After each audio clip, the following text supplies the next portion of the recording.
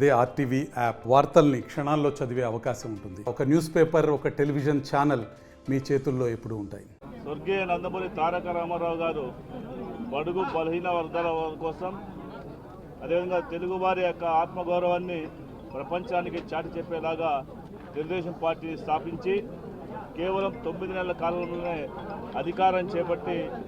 బడుగు బలహీన వర్గాల వారి శ్రేయస్సు కోసం ఏదైతే ఈ పార్టీ ఏర్పాటు చేశారో ఆ యొక్క పార్టీ అజెండాలో భాగంగా ₹2కే కిలో బియ్యాన్ని ఇస్తూ ప్రతి ఒక్కరు కూడా పేదలందరికీ కూడా పక్కా గృహాలు ఇప్పించే కార్యక్రమాన్ని భారతదేశంలో మొట్టమొదటిగా ప్రారంభం చేసేటువంటి వ్యక్తిగా ఈరోజు చిరస్థాయిగా మా తెలుగు బాలిక గుండెల్లో ఉన్నారనే విషయాన్ని సార్ గుర్తు చేసుకుంటూ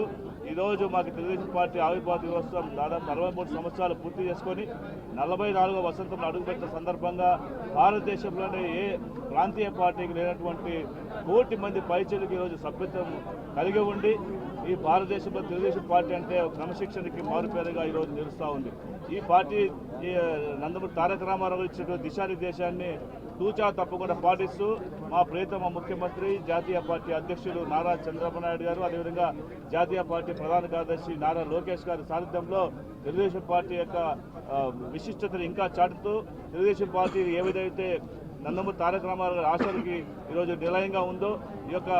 ముఖ్యమంత్రి గారు కూడా భారతదేశంలో ఉన్నటువంటి తెలుగు వారందరినీ కూడా గర్వంగా తలెత్తుకునేలాగా ఈరోజు ప్రపంచ పటంలో ఒక ఐటీ రంగానికి కీలకమైనటువంటి స్థానాన్ని తీసుకొచ్చినటువంటి వ్యక్తిగా చంద్రబాబు నాయుడు గారు నిలబడిపోయారు. ఇలాంటి పార్టీ ద్వారా ఈరోజు భారతదేశంలో ఒక ఆదర్శమైనటువంటి పార్టీగా ఒక క్రమశిక్షణతోటి తెలుగుదేశం పార్టీ కార్యకర్తల నాయకులు అందరూ కలిసిమెలిసి ఉంటూ ఈ ఆంధ్ర రాష్ట్ర ప్రగతికి, సంక్షేమానికి, అభివృద్ధికి పాటుపడేలాగా ఈరోజు అందరినీ కూడా తీర్చిదిద్దినటువంటి పార్టీ అని చెప్పి చెప్పుకోవడానికి ఎటువంటి సందేహం లేదు. ఈరోజు చూస్తున్నాం తెలుగుదేశం పార్టీ అంటేనే నాయకులకు తయారు చేసే ఒక ఫ్యాక్టరీ కర్మాగారం లాగా ఉంది. ఈరోజు ఎన్ని పార్టీలలో ఇతర పార్టీలో ఉన్న వారంతా తెలుగుదేశం పార్టీ యొక్క భిక్షతోనే ఈరోజు ఒక నాయకుడికి ఎదిగి ఈరోజు రాజకీయం చేస్తున్న పరిస్థితులు మనం చూస్తూ ఉన్నాం. అలాంటి పార్టీల్లో మేమందరం ఉండడం గర్వకారణం. ఈ పార్టీ ఇంకా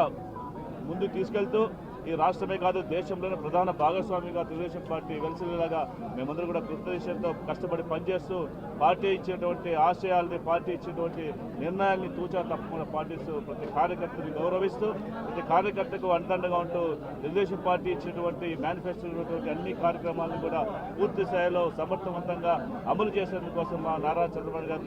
నిత్యము కృషి చేస్తున్నారు. కాబట్టి వారి యొక్క మార్గంలో మేము నడుస్తూ ఈ యొక్క పార్టీని ఇంకా పెద్ద ఎత్తున తీసుకొచ్చి ఈ యొక్క రాష్ట్రంలో చిరస్థాయిగా తెలుగుదేశం పార్టీ ప్రభుత్వం ఉండేలాగా మేమందరం కృషి చేస్తామని చెప్పేసి ఈ సందర్భంగా తెలియజేసుకుంటూ అందరికీ కూడా శుభాకాంక్షలు తెలియజేసుకుంటున్నాం.